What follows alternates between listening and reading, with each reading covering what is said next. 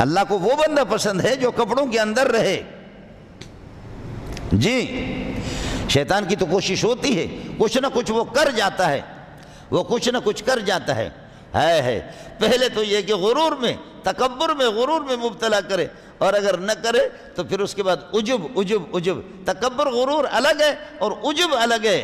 خود نمائی، خود پسندی۔ پھر جب شیطان کہتا ہے کہ چل پہلے زنا کر، بدکاری کر، نہیں کیا آپ نے، تو پھر یہ کہ کلمہ آپ نے پہلے کفر کر، کفر نہیں کیا آپ نے کلمہ پڑھا، پھر کہتے ہیں نماز نہ پڑھ، بدکاری کر، شراب کی بوتل اٹھا لے، اگر اس پر بھی آپ نے شیطان کو مات کر دیا، مات کرنے کے بعد کہتے ہیں اب مہربانی کر، چلو شراب نہیں پیتا، بدکاری نہیں کرتا، نماز کے لیے نہ جا، لیکن اب جب آپ نماز میں آ گئے تو پھر نماز میں جب آ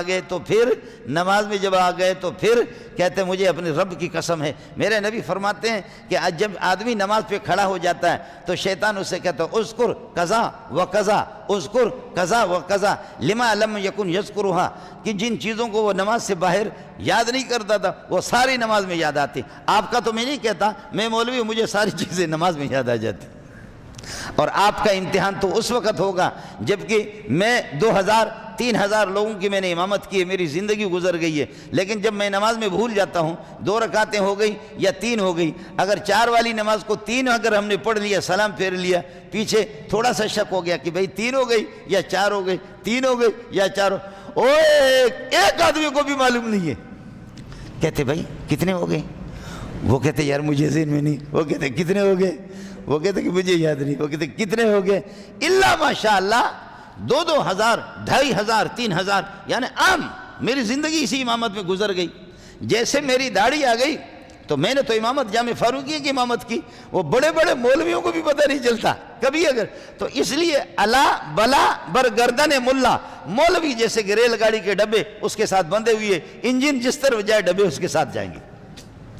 ڈبوں کو کوئی پتہ نہیں ہے کہ ہم کدھر ہیں،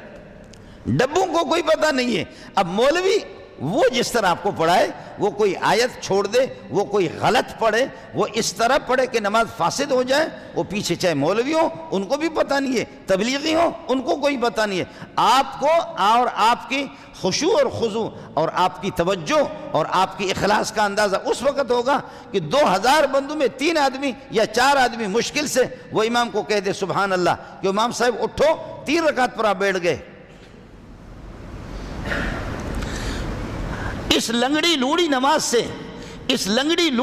سے تو کیا جنت حاصل کرے گا، میں کیا جنت حاصل کروں گا؟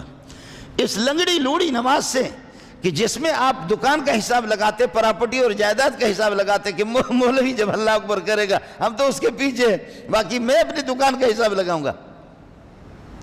اس لنگڑی لوڑی نماز سے تو ملکوں کو کیا فتح کرے گا؟ اس لنگڑی لوڑی نماز سے آپ یہ کہ دنیا کے اندر کیا انقلاب آپ لائیں گے؟